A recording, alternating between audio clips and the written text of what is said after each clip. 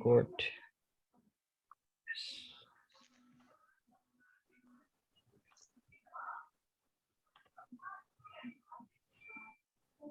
Ini sebelum sebelum kita mengikuti pelajaran kali ini, marilah kita membaca alangkah baiknya membaca doa lebih dahulu.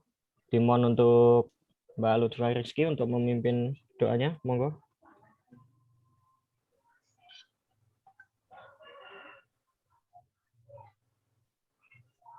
Mau Mbak Lutfi memimpin doa? Oke, sebelum kita mulai pelajaran pada pagi hari ini, mari kita berdoa sesuai keyakinan masing-masing. Berdoa mulai.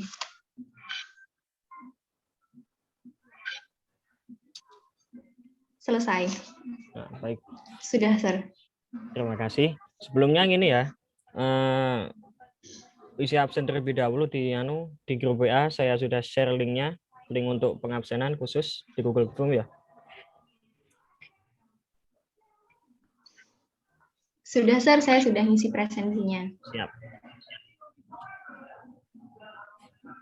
Nah, kali ini saya akan menjelaskan tentang report text. Ada yang pernah tahu nggak apa sih report text itu? What is report text? Ada yang pernah tahu mungkin? Pernah belajar? Belum, Sir. Sebenarnya report text ini hampir mirip dengan descriptive text yang sudah dijelaskan sama Ibu Ocha tadi ya. Jadi meskipun memiliki kemiripan, tetap memiliki perbedaan. Kalau descriptive text itu adalah sebuah teks yang describe menjelaskan tentang hal secara spesifik.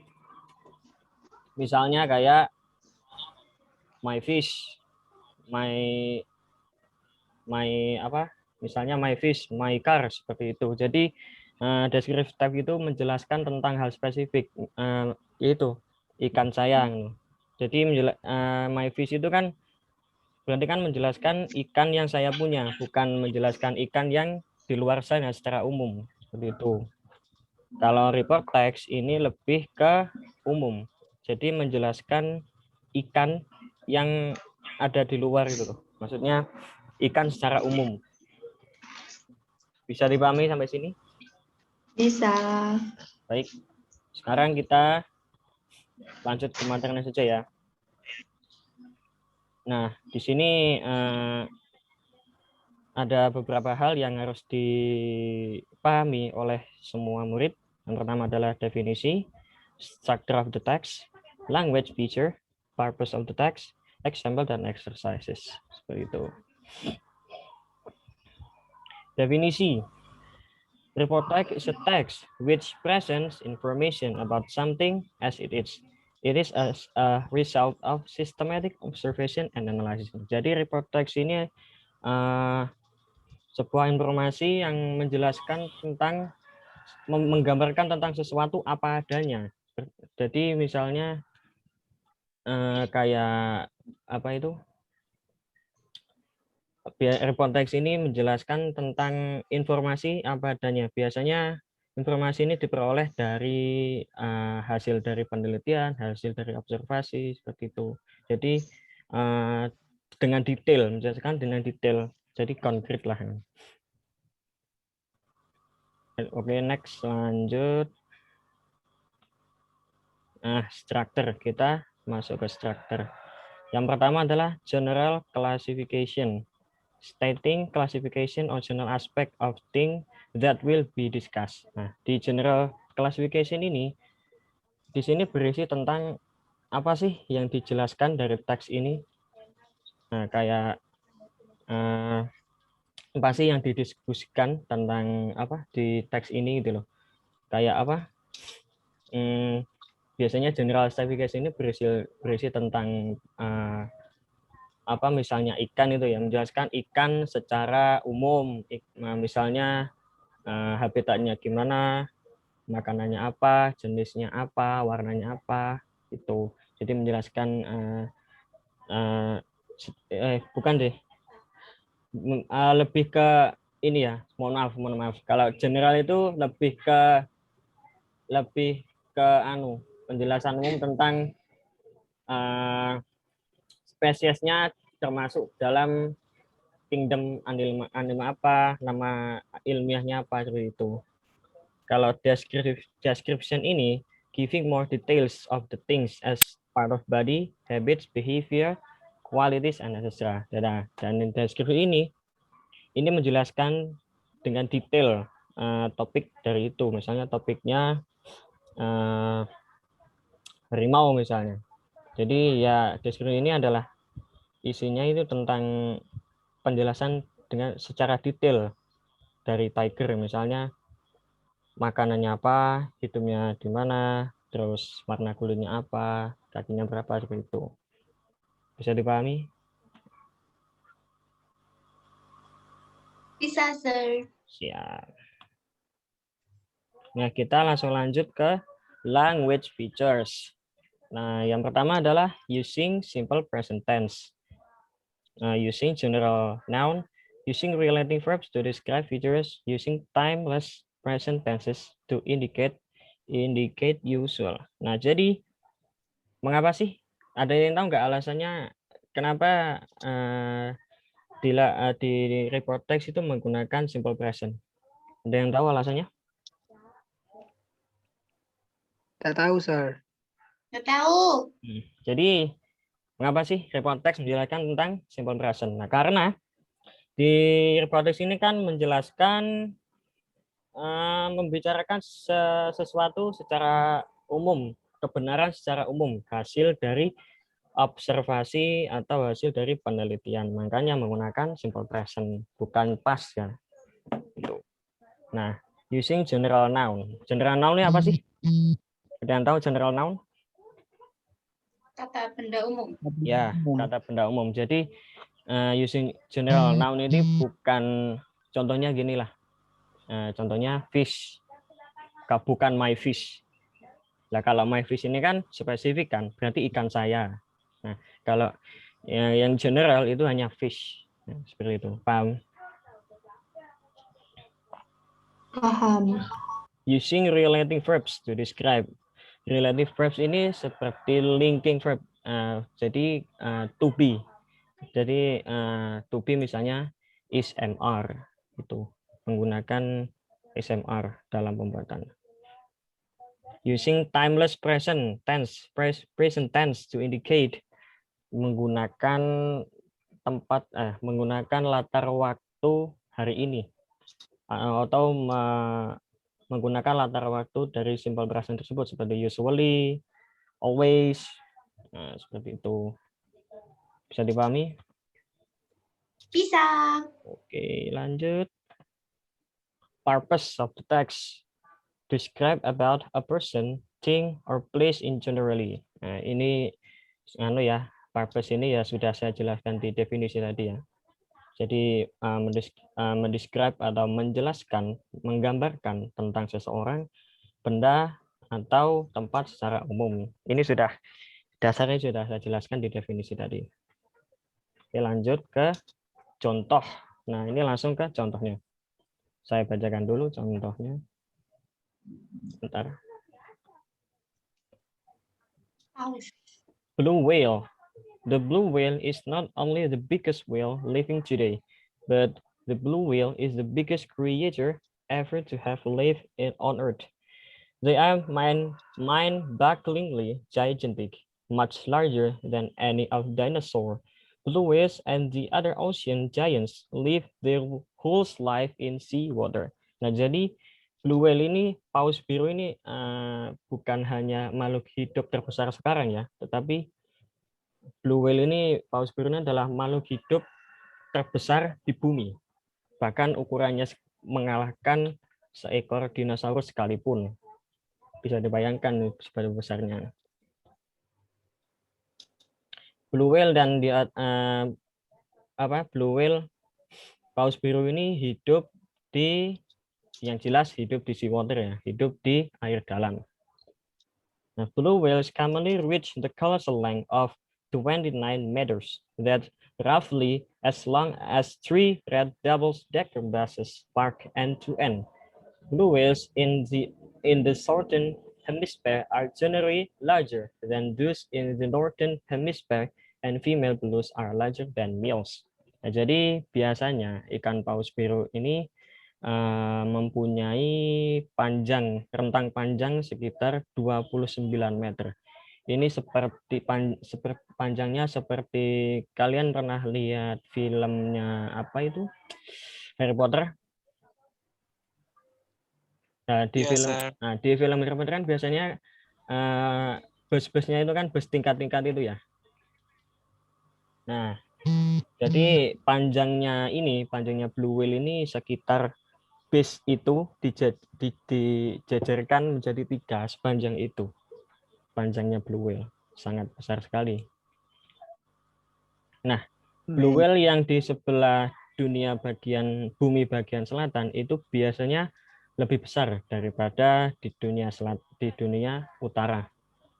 Gitu. Dan biasanya memang dalam Blue Whale sendiri ukurannya biasanya lebih besar betina daripada si jantan. Gitu. The longest blue whales on record is a female measured at a South Georgia whaling station in the Atlantic. She was 33, 58 meters. Jadi the longest blue whale yang paling panjang yang pernah dicatat oleh manusia itu sepanjang 33,58 meter. Itu lebih panjang daripada blue whale biasanya. The heaviest blue whale was also a female hunted in the Southern Ocean, Antarctica. Nah, yang kalau di heaviestnya, yang paling beratnya itu mencapai 190 ton, which is equivalent to about 30 elephants or 2,500 people. Jadi ukuran terbesarnya ini 190 ton ini sama dengan berat 30 gajah atau 2.500 orang. Bayangkan sebagai berapa besar itu ya whale ikan paus biru. Blue whales are now extremely rare due to uncontrolled commercial whaling. Some population could be endangered to the point of extinction. Sayangnya blue whale ini sekarang sudah jarang ditemukan, sudah sulit banget ditemukan karena memang perburuan besar-besaran dilakukan oleh manusia membuat populasi dari blue whale sendiri ini merasa terancam. Jadi memang musuh dari semua hewan ini cuma satu, manusia.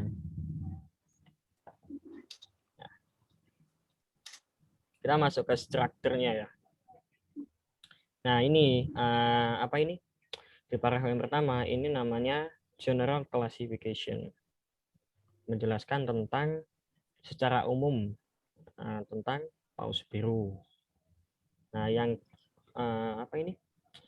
Paragraf 2, 3 dan 4 ini adalah masuk ke deskripsi. Jadi ini sudah isinya menjelaskan tentang secara detail blue whale.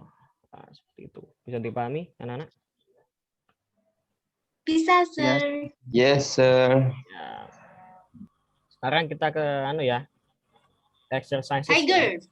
Kita sekarang masuk ke exercises.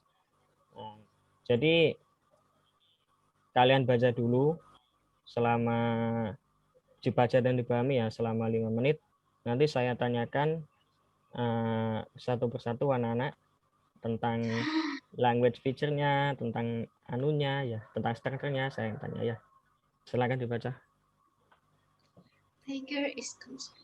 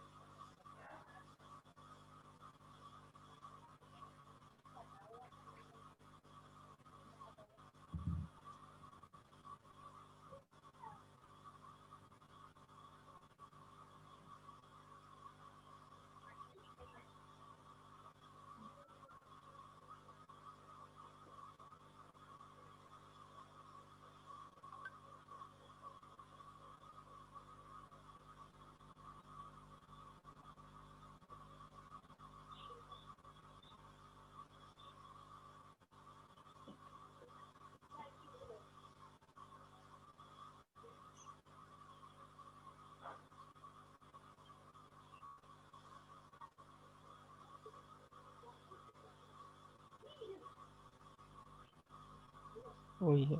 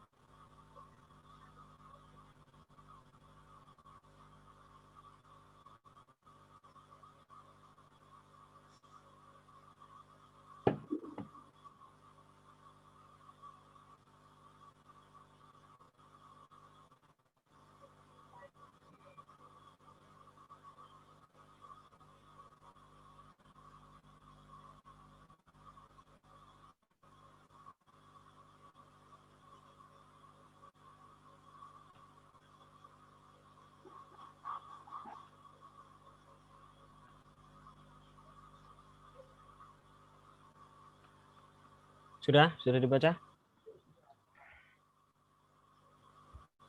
Ayo, saya tanya ini. Sudah belum dibaca? Insya Allah, Sir. Wes.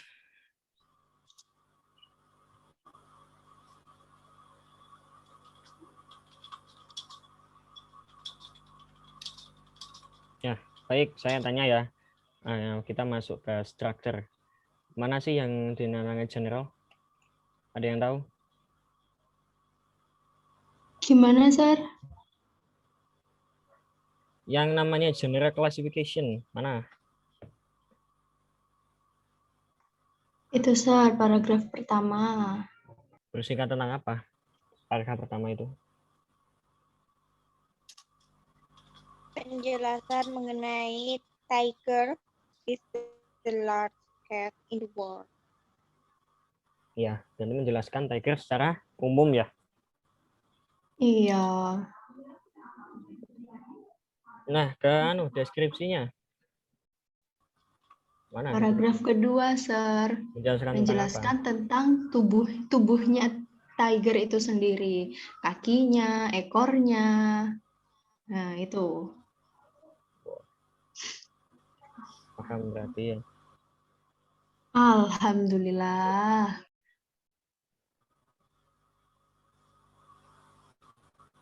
Terus apa itu namanya?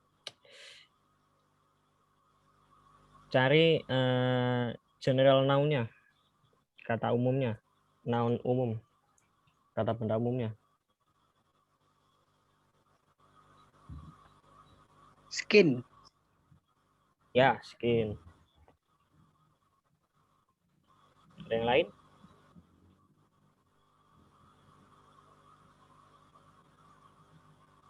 Tiger itu termasuk kata umum loh. Tiger, bukan my tiger. Iya. Baby. Kalau still a baby ini gimana? Baby. Still a baby. Baby. Gimana, Adi?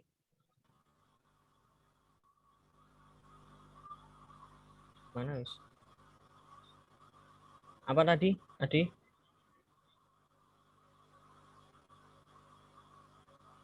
Suaramu kurang jelas.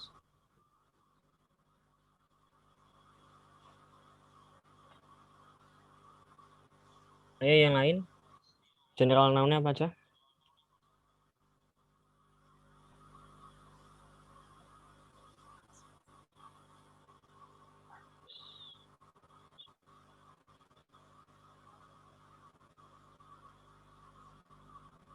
Kalau global population, Sir.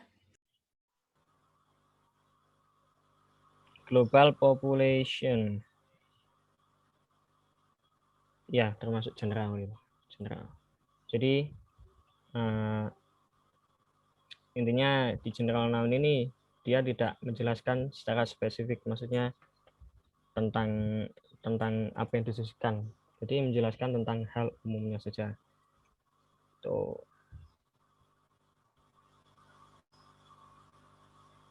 Ada yang ditanyakan sejauh ini?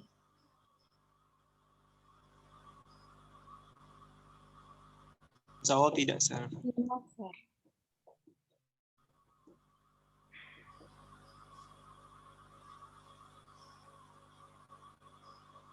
Baik.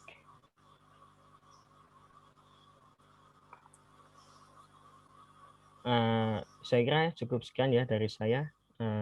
Untuk tugas akhir kalian membuat summary dari teks Tiger ini.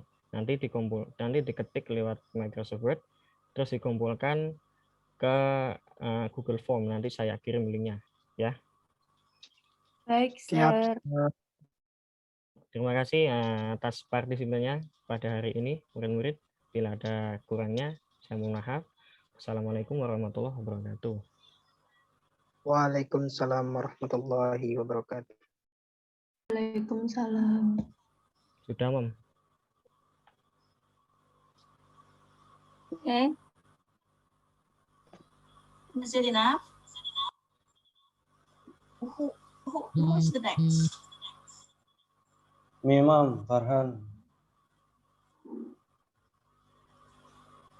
Okay, by using the same link or another link? New link, Ma'am. Another link? Yes. Okay.